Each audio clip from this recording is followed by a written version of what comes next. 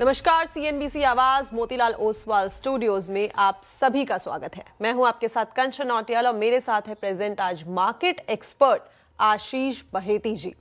हफ्ते का दूसरा कारोबारी दिन, बाजार की अगर मूड माहौल की बात करी जाए तो कल एक तेजी का जो मोमेंटम देखने को मिला था, आज वो फेड आउट होता हुआ नजर दिखाई पड़ रहा है।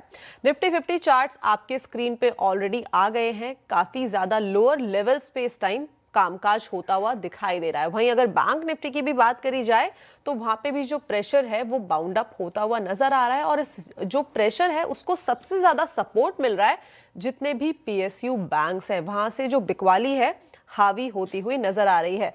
फाइनेंशियल सर्विसेज में भी जो प्रेशर है वो बनता हुआ नजर आ रहा है।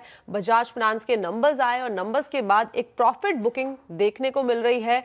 जो गाइडेंस घटने का अनुमान था उसके बाद कंसर्न्स जो हैं वो बनते हुए दिखाई दे रहे हैं। एसेट क्वालिटी में भी थोड़ा सा जो प्रेशर है वो इस क्वार्टर में आता हुआ दिखाई दिया है। पीएसयू बैंक्स में एक प्रेशर है। अगर हम बात करें कि बुल्स यहाँ पे कहाँ पे सपोर्ट करते हुए नजर आ रहे हैं, एक तो अपफ्रंटली मेंशन किया गया था, डिफेंस में एक अच्छा खासा रुझान बना हुआ है।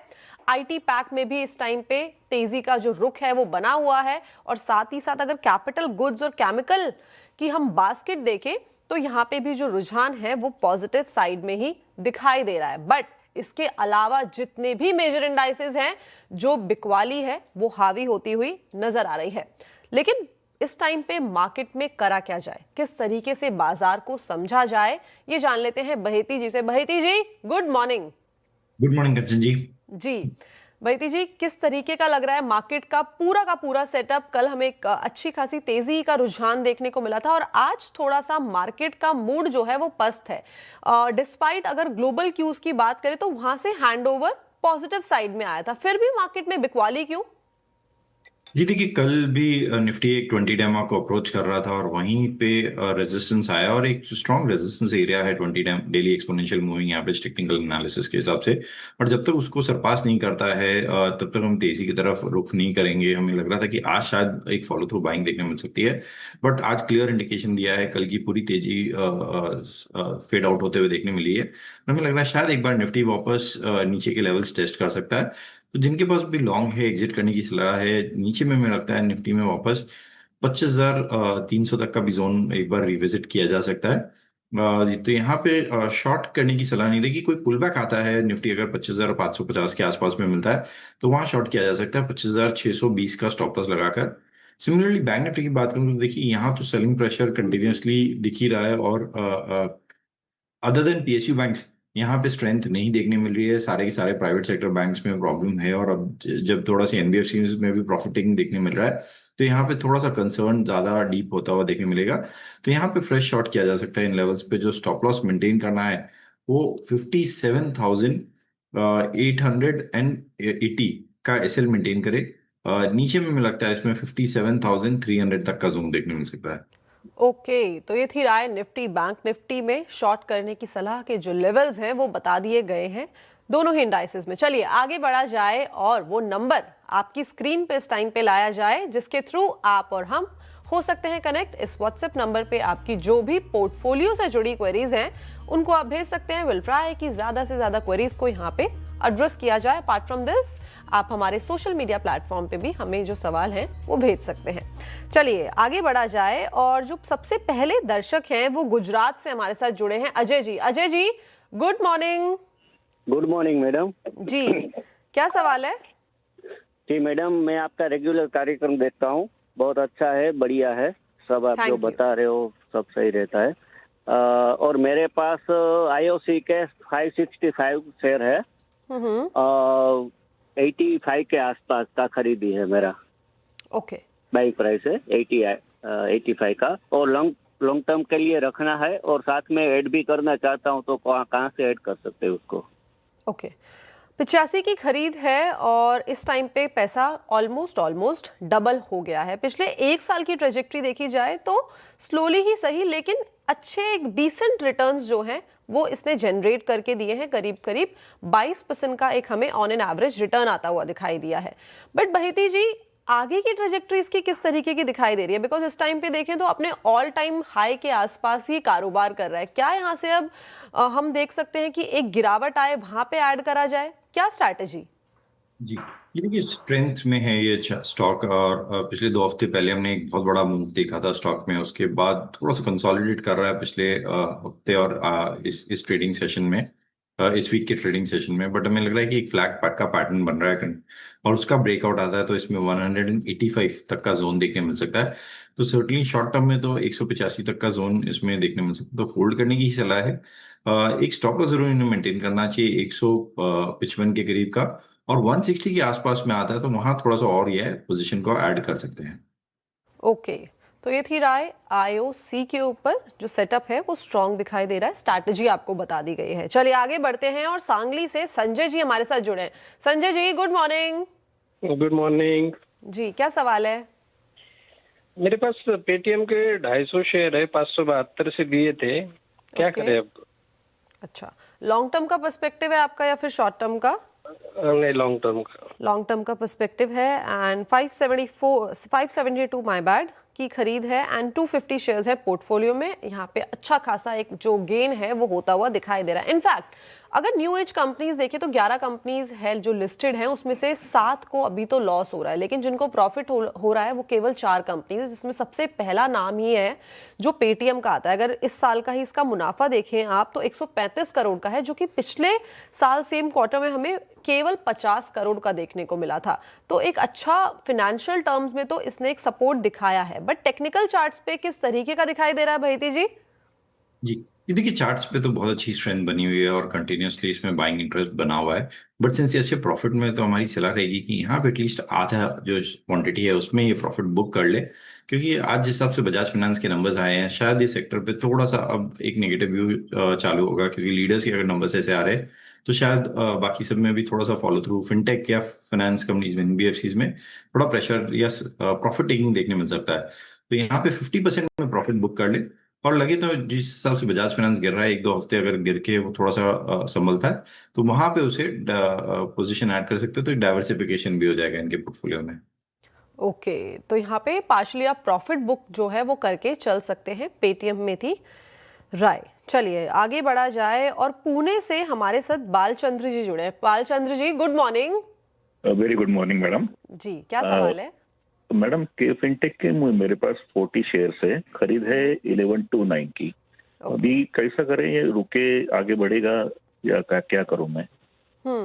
नो डाउट के फिनटेक में हमें एक जो प्रेशर है वो पिछले एक साल में लगातार जो है बाउंड अप होता हुआ दिखाई दिया है। स्टॉक कहाँ 1500 1550 में ट्रेड करता था, लेकिन एक गिरावट इसमें आई है। उसके बाद 1250 से लेके 1350 तक के लेवल बार बार टेस्ट कर रहा है, लेकिन फिर लोअर लोज। भैती जी क्या करा जाए ऐसे माहौल में? जी, ये देखिए थीम जो है capital market related ancillary stocks की, वो अभी भी इंटैक्ट है और हमें लग रहा है कि अगर लॉन्ग टर्म का इनका व्यू है तो जरूर एक अच्छा सेक्टर और स्पेस है जहाँ पे इन्हें बने रहना चाहिए। जरूर शॉर्ट टर्म में इनके पोर्टफोलियो में एक फिनटेक में थोड़ा सा लॉस इन्हें देखने मिल रहा है और एक पेनफुल सेशन रह रहा है। बट हमें लग रहा है कि एक स्ट्रॉन्ग सपोर्ट के आसपास में ये स्टॉक 1040 से लेके 1050 का जो जोन है वहाँ पे एक अच्छी डिमांड जोन इसमें देखने मिलती है, और 1050 से इसमें हमने देखा है कि 2-3 बार अच्छे बाउंसेस आए हैं। तो यहाँ पे बने रहे 1040 के करीब का एक स्टॉप लॉस रखे। ऊपर में मुझे लगता है इसमें शॉर्ट टर्म में 1260 से लेके 1290 तक का जोन देखने मिल सकता है। तो ये थी राय के फिनटेक में, और 1290 तक का इन फ्यूचर हो सकता है कि नंबर्स देखने को मिले। चलिए आगे बढ़ा जाए और गोवा से हमारे साथ शुभांकर जी जुड़े हैं। शुभांकर जी नमस्कार। शुभांकर है शुभंकर है, एक बार प्लीज कंफर्म करेगा। शुभंकर जी क्या सवाल है सर? मैडम मेरा एक्शन एसी भी है at 1100 एंड कैस्ट्रॉल है 205। ओके, तो क्या करना है मैडम, क्योंकि एसी तो continuous. Castrol, you said Castrol right? Castrol है ओके, 250 बाइंग प्राइस है कैस्ट्रॉल का ना, 205। ओके 205, 205 रुपए, ठीक है। एक बार शुरुआत कर लेते हैं एस के साथ। यहाँ पे 300 शेयर्स हैं, 1100 की बाइंग है एस में, और अगर इसकी चार्टिकल पैटर्न देखें तो 2024 तक नो डाउट एक अच्छा खासा इजाफा देखने को मिला है, लेकिन वहां से लगातार एक डाउन ट्रेंड बन गया है। भैती जी क्या करा जाए इस टाइम पे, किस तरीके से रीड करें? बिकॉज बाइंग नो डाउट थोड़े से हायर लेवल पे है as compared to current market price. जी जी देखिए, ओवरऑल अगर मैं बोलूं तो ये स्टॉक ने पिछले 4 से 5 साल में बहुत स्ट्रॉन्ग रिटर्न्स दिए। 2022 मई में ये स्टॉक 170 के आसपास में ट्रेड कर रहा था और वहां से वन वे रैली देखा हमने इसमें, करीब करीब 1700-1800 तक की जोन की। तो जो चार्ट्स है वो काफी एक्सटेंडेड थे और हमें लग रहा है कि यहाँ पे इसीलिए प्रॉफिट टेकिंग भी देखने मिल रही है। स्टॉक अभी एक डाउनवर्ड स्लोपिंग चैनल में ट्रेड कर रहा है। ऊपर में जो भी इस चैनल के आसपास में जब भी आ रहा है वहां पे थोड़ी सी प्रॉफिटिंग देखने मिल रही है। नीचे में सपोर्ट भी जरूर ढूंढने की कोशिश कर रहा है। एक स्ट्रॉन्ग साइकोलॉजिकल लेवल है 1000 का, वहां पे स्ट्रॉन्ग वापस आ चुका है। पिछले अगर आप देखेंगे 2 से 3 महीने में स्टॉक ने 2 बार इस लेवल को टेस्ट किया और यहीं से बाउंस बैक देके वापस 1200 तक का जोन दिखाया था। तो होल्ड करने की सलाह है, लेकिन एक स्टॉपर जरूर इन्हें 970 के आसपास में रखना चाहिए। अगर वो टूटता है तो इसमें से एग्जिट करने की सलाह रहेगी। ओके, तो ये थी राय एस के ऊपर। एक सवाल इनका और है, वो है कैस्ट्रॉल के ऊपर। 205 शेयर 205 की बाइंग प्राइस है एंड करंटली ट्रेडिंग एट 190। इसका भी चार्ट कुछ इसी तरीके का दिखाई दे रहा है, नॉट दैट गुड, बट हाँ यहाँ पे भी एक 250 तक के 260 तक के लेवल्स इसने अच्छे खासे रिटर्न्स दिए थे, लेकिन वहां से लगातार एक डाउनवर्ड ट्रेजेक्ट्री में दो तीन बार इसने कोशिश की है 230 240 तक के लेवल पे आने में, लेकिन सस्टेन नहीं हो पाया। क्या करना चाहिए? जी जी देखिए, ओवरऑल चार्ट इसका वीकली और मंथली लेवल्स पे अच्छा दिख रहा है और एक स्ट्रॉन्ग सपोर्ट पर है। हम एंटिसिपेट करते हैं कि यहाँ से एक बाउंस बैक देखने मिलेगा। अभी तो सेलिंग प्रेशर जरूर बना हुआ है, बट एक स्ट्रॉन्ग सपोर्ट एरिया है यहाँ पे। तो 180 का स्टॉप लॉस लगाकर इसमें बने रहे। ऊपर में हमें लगता है इसमें 210 से लेके 220 तक का जोन इन्हें देखने मिल सकता है। ओके, 210 से 220 का जोन देखने को मिल सकता है। ओके, आज पुणे से काफ़ी सारे व्यूअर्स जो हैं उनके सवाल आए हैं। अगला सवाल भी पुणे से ही आया है, शशांक जी का। Shashank ji, good morning. Good morning ma'am, Shashank Parashar बोल रहा हूँ। जी, क्या मेरे सवाल? पास IRDA के 690 शेयर्स हैं एट 171.35। मैंने हर रेट पे बाइंग किया है इसको, सो 98 के लेवल से, and then when it reach 300 and still holding it, so long term strategy. Okay, IREDA. और यहाँ पे जो बाइंग प्राइस है एज मेंशन 171 का है। 690 शेयर्स हैं पोर्टफोलियो में, और इस टाइम पे अगर चार्ट देखें तो वीकनेस जो है वो लगातार दिखाई दे रही है। इनफैक्ट पूरे ही साल में यहाँ पे एक वीकनेस दिखाई दी है। बहिती जी, क्या करा जाए, किस तरीके से रीड किया जाए और आगे के लिए कैसे नंबर्स? देखिए, एक टाइट रेंज कंसोलिडेशन चल रहा है इस स्टॉक। एक अच्छी रैली देखने मिली थी आईपीओ के बाद, उसके बाद से थोड़ा सा प्रॉफिट टेकिंग देखने हुआ मिला और अब कंसोलिडेट कर रहा है ये stock for the fresh up move. तो यहाँ पे बने रहने की सलाह है। जो स्टॉप लॉस इसमें मेंटेन करना चाहिए, 140 के करीब का एक एसएल मेंटेन करे। ऊपर में हमें लगता है इसमें शॉर्ट टर्म में 160 तक का जोन इन्हें देखने मिल सकता है। इरेडा 160 तक के नंबर्स देखने को मिल सकते हैं, तो होल्ड करके आप चल सकते हैं। हरिद्वार से देवेश जी हमारे साथ जुड़े हैं, अगले जो दर्शक हैं। देवेश जी, नमस्कार। Good morning ma'am. Good morning. कैसा है मौसम इस टाइम पे उत्तराखंड मौसम में? मैम यहाँ पे तो काफी ठंड हो रही है इस टाइम, अच्छा, और बाकी सब अच्छा है मैम। मैम मेरा सवाल था फर्स्ट क्राई पे, ये मेरे IPO मिला था, 32 शेयर है 465 के भाव पे। ओके। तो अभी मैं, वैसे तो मेरा 10 साल का व्यू है, मैं ये पूछना चाह रहा हूँ कि इसमें अभी मैं और ऐड करूँ जैसे ये नीचे चल रहा है, या फिर इसे बेच के किसी और में मतलब इन्वेस्ट करूँ? डेफिनेटली बाइंग प्राइस से तो यहाँ पे लॉस होता हुआ दिखाई दे रहा है, लेकिन अगस्त पे इसका IPO आया था और 600 650 के भाव पे लिस्टिंग हुई थी, वहां से ये आधा हो गया है और लगातार गिरावट का सामना यहाँ पे देखने को मिल रहा है। क्या करा जाए, सही स्ट्रैटेजी क्या? जो लॉस है इस टाइम पे उसको बुक कर लिया जाए और किसी और जो दूसरे काउंटर्स है वहां पे पैसे को इन्फ्यूज किया जाए? बिकॉज अक्रॉस द अगर हम न्यू एज कंपनीज की बात करें तो एक जो गिरावट है वो देखने को मिल रही है, एक्सेप्ट फ्यू।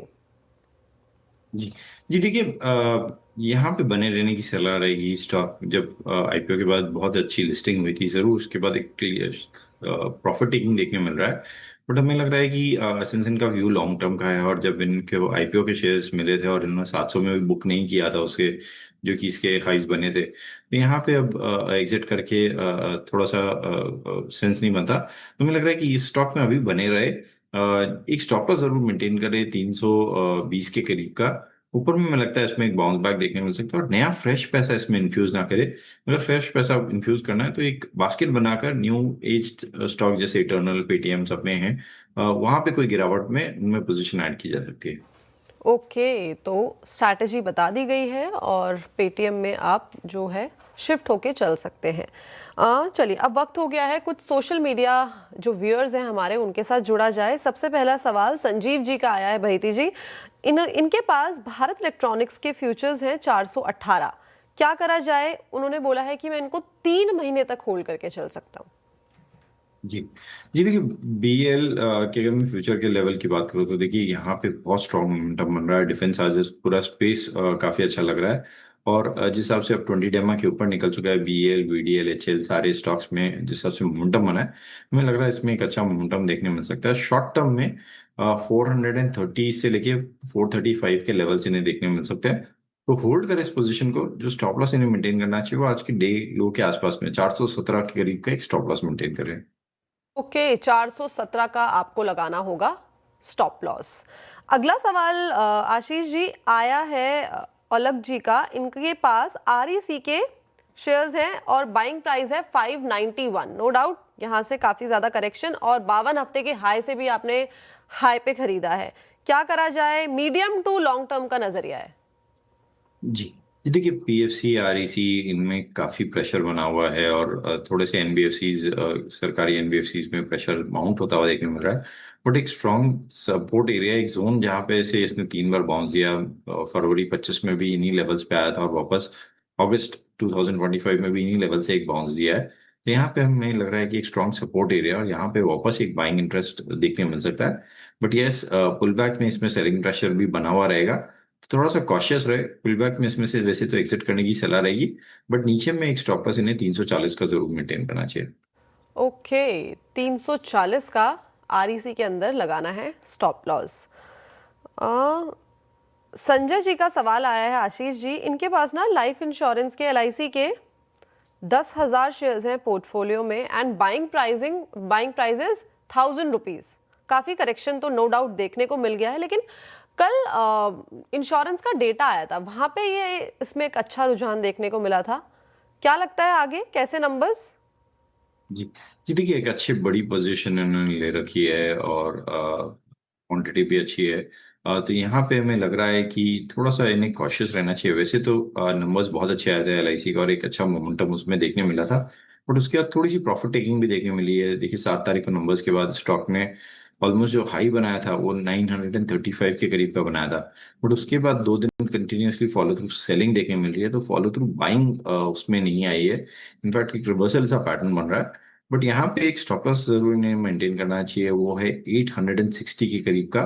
ऊपर में हमें लग रहा है इसमें ये जो नंबर्स के बाद का रिएक्शन है वो थोड़ा सा कंसोलिडेट होकर वापस एक अपस्विंग देखने मिल सकता है और ये स्टॉक 960 तक के जोन शॉर्ट टर्म में दिखा सकता है।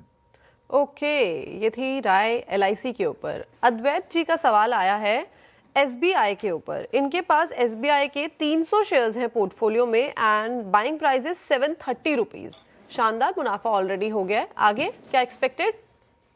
जी जी, देखिए थोड़ा सा प्रॉफिट टेकिंग देखने मिल रहा है सारे पीएसयूज और सरकारी बैंकों में। यहाँ पे हमें लग रहा है कि वन वे रैली देखने मिली थी 800 से, जो ब्रेकआउट देखने मिला था वहां से स्टॉक वन वे मूव किया 960 तक का जोन दिखाया था। यहाँ पे एक बार अगर इनका ट्रेडिंग का स्टॉक है तो एक बार प्रॉफिट बुक करने की सलाह रहेगी। ओके, तो एक बार प्रॉफिट बुकिंग आप करके चल सकते हैं। भैती जी, थैंक यू सो मच हमारे साथ जुड़ने के लिए, बढ़िया जानकारी देने के लिए। Thank you for joining us today. तो चलिए, वक्त हो गया है इसी के साथ एक छोटे से ब्रेक का, लेकिन आप कहीं मत जाइएगा। मनीषा जी इस छोटे से ट्रांजिशन के बाद आपके साथ जुड़ने वाली है क्रिप्टो कॉर्नर में। CNBC आवाज प्रस्तुत करता है crypto corner, powered by CoinDCX। स्वागत है आपका क्रिप्टो कॉर्नर में और हमारे साथ आज जुड़ रहे हैं मार्केट विजिट के फाउंडर अदीप नूरानी। अदीप, बहुत शुक्रिया हमारे साथ समय निकालने के लिए। कुछ मुनाफा वसूली अपने ऑल टाइम हाई से हमने बिटकॉइन और बाकी काफ़ी सारे दूसरे कॉइन्स में भी आते हुए देखी है और वॉलेटिलिटी यहाँ पर वापस लौटी है। आप जैसा कि कहा जाता है कि बिटकॉइन हाविंग ईयर के बाद कुछ मुनाफा वसूली इन एनी केस यहाँ पर देखने को मिलती है। क्या वो एग्जैक्टली हम यहाँ पर देख रहे हैं? क्योंकि अगर इस साल को 2 हिस्सों में बांटा जाए तो फर्स्ट हाफ काफ़ी बेहतरीन था, सेकेंड हाफ वॉलेटाइल और मुनाफा वसूली वाला। Hello everyone, all the viewers, good morning. Ma'am, thanks मुझे बुलाने के लिए। वेल, आपका क्वेश्चन बहुत सही है कि पहला आधा साल जो था वो मुनाफा प्रॉफिट था एंड सेकंड हाफ लोगों ने प्रॉफिट बुकिंग की है। बेसिकली हुआ ये कि ये market more of news based ज्यादा चलती है, so the news which all raise due to the Trump's announcement, तो उसकी वजह से लोग थोड़ा सा घबरा गए और लोगों ने प्रॉफिट बुकिंग किया। अदरवाइज लोगों का एक्सपेक्टेशन ये था, मार्केट का एक्सपेक्टेशन ये था, बड़े प्लेयर्स का एक्सपेक्टेशन ये था कि 173 175 का टारगेट अचीव होगा, but due to all the bad news coming in, एक बार तो प्रॉफिट बुकिंग हुई है, but what I see from here is के एक रैली और बाकी है नेक्स्ट बार इसको नीचे जाने से पहले। ओके आदिब, जब ऐसी मुनाफा वसूली आती है और वो भी इस तरह की वॉलेटिलिटी के साथ, कोई भी आज तक क्लासेस हो, लोग थोड़ा सा यहाँ पर नर्वस हो जाते हैं। क्रिप्टो में यहाँ पर क्या राय देंगे आप? वेल नर्वस होना तो चाहिए अगर आप शॉर्टर टाइम फ्रेम में इसको देखो तो, लेकिन लॉन्गर टाइम फ्रेम में देखो तो नर्वस होने जैसा कुछ है ही नहीं, बिकॉज इसकी जो 4 साल की साइकिल है वो 4 साल की साइकिल ये फॉलो करता है। यूजुअली मैं देखता हूँ कि लोग इसको लॉन्गर टर्म में देखते ही नहीं है। हर 4 साल के फेज में नए लोग आते हैं, जाते हैं, आते हैं और जाते हैं। इस बार जो 4 साल में लोग आए वो अगले 4 साल में वापस तब आएंगे जब ऑलरेडी तेजी आ चुकी होगी। सो वो एंटर ही इतना लेट करते हैं कि फिर वो घबराहट होनी शुरू हो जाती है। अगर स्टैगर्ड मैनर में पहले से पैसा लगाया जाए तो घबराने वाली कोई बात ही नहीं है। अगर आप चार्ट्स को देखो, लोग बोलते हैं कि लॉन्ग टर्म में बीटीसी के चार्ट्स नहीं देखने चाहिए, बट आप क्वार्टरली चार्ट्स अगर देखो तो still there is some energy left, ऊपर जाने की जगह है, घबराने की कोई जगह नहीं है। एंड रुकना चाहिए, थमना चाहिए, संभलना चाहिए। ओके आदिब, जैसे आपने कहा कि डिसिप्लिन यहाँ पर होना ज़रूरी है, एक 4 ईयर की साइकिल यहाँ पर है और टेक्निकल चार्ट यहाँ पर काम करते भी हैं, तो यहाँ से आप क्या राय देते हैं? Bitcoin, ether, Solana, Binance coin जैसे जो थोड़े से टॉप 10 कॉइन्स हैं वहीं पर रहना चाहिए, या फिर हमने पिछले कुछ दिनों में यहाँ पर ओल्ड कॉइन्स को, जी कैश के ऊपर मेरी नज़र थी, वहाँ पर हमने चार्ट्स एकदम से यहाँ पर एक्सप्लोड होते हुए देखे हैं, क्या कुछ आप वॉच करेंगे? मैम ऑल्ट कॉइन्स के अलावा मतलब टॉप 5-10 कॉइन्स अगर छोड़ दो तो उसके बाद चार्ट्स देखने का तो कोई मतलब नहीं है। सारा न्यूज बेस, सारा कुछ फंडामेंटल बेस ही चलता है। आप चार्ट्स देखेंगे तो सिर्फ टॉप कॉइन्स के देखेंगे। लॉन्ग टर्म इन्वेस्ट करेंगे तो भी टॉप कॉइन्स में करेंगे। 2 महीने पहले जब मैं आया था तभी भी मैंने कहा था कि आपके टोटल पोर्टफोलियो का 10% आप बीटीसी को एलोकेट करेंगे, आई मीन क्रिप्टो को एलोकेट करेंगे, जिसमें से 8% वुड बी बीटीसी एंड 2% आपको जो करना है कीजिए, ऑल्ट कीजिए, स्मॉल कॉइन्स कीजिए, जो करना है कीजिए। तो small coins is just a lottery, थोड़ा सा पैसा लगाइए, पता नहीं कल क्या होगा, बिकॉज सब टेक्नोलॉजी बेस्ड है, न्यूज बेस्ड है और प्रमोटर बेस्ड है, सो यू नेवर नो। तो सेफ बेट इज बीटीसी, बड़ा पैसा बीटीसी में लगाइए, एसआईपी भी बीटीसी में कीजिए, और ट्रेडिंग भी करना है तो आई वुड से कि ऑल्ट और बीटीसी के बाहर मत जाइए। आदिब, जैसे ओवरऑल ये हमने जो एक एसेट क्लास यहाँ पर बनते हुए देखी है, किस तरह से अब आप 2025 एज अ साल देखते हैं? 2026 के लिए इन्वेस्टर्स को, बिगिनर्स को अब यहाँ पर क्या राय देंगे? मैडम सबसे बड़ा प्रॉब्लम यहाँ पे खाली बिगिनर्स के साथ नहीं है, it is the problem with everyone. हो क्या रहा है आप देखो, कोई इसको वीडीए का क्लासिफिकेशन देता है, कोई इसको एक प्रॉपर्टी का क्लासिफिकेशन देता है, पीछे मद्रास हाईकोर्ट ने भी दिया। तो लोगों को ये कंफ्यूजन है कि ये एसेट डिजिटल है, ये कोई प्रॉपर्टी को इक्वेट करने वाली चीज है, या ये क्या है। बेसिकली हुआ क्या है कि ये जो बीटीसी एसेट है ये ऐसा हो गया है कि आप इसको स्टोर वैल्यू की तरह भी यूज कर सकते हो, आप इसको फास्ट ट्रांसफर्स में भी यूज कर सकते हो। तो इसने फिएट को भी रिप्लेस करने की कोशिश की है कुछ हद तक, इसने गोल्ड जैसे एसेट्स को भी रिप्लेस करने की कोशिश की है कुछ हद तक, because of the limited availability.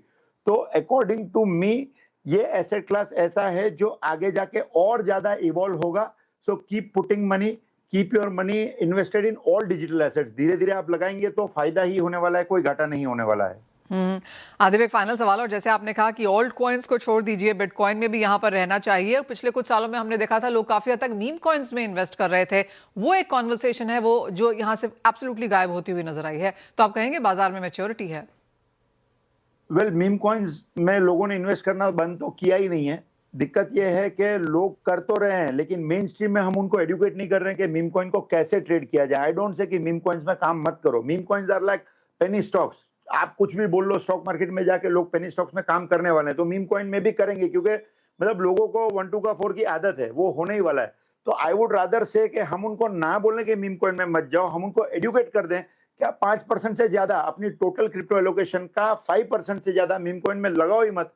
अगर वो 5% ग्रो हो जाता है वेल एंड गुड, नहीं होता है फिर भी आपका बाकी का 95% जो बीटीसी और थोड़े बहुत ऑल्ट्स में लगा हुआ होगा वो आपको पे बैक कर देगा। So you don't have to worry, but I would say कि यस, लोगों को रोकना नहीं चाहिए, let them experiment but with just 5 to 7% of their capital. And we should take initiatives. Manisha ma'am, हमको एडुकेट करना चाहिए लोगों को छोटे कॉइन्स में कैसे जाना और कैसे बचना उसके बारे में, ताकि लोग गुमराह ना हो जाए। Point taken Adib. Next time हम उसी पर भी आपसे बात करेंगे, लेकिन आज के लिए बहुत शुक्रिया साथ जुड़ने के लिए, and always thank you for making sense कि किस तरह से ये मार्केट जा रही है, कैसे निवेश किया जा सकता है और आगे जाकर क्या देखना भी है। वेल, इसी के साथ फिलहाल इस कार्यक्रम में इतना ही समय है, लेकिन लौटेंगे और बात करेंगे मार्केट्स और स्टॉक स्पेसिफिक्स की। CNBC आवाज प्रस्तुत करता है crypto corner, powered by CoinDCX।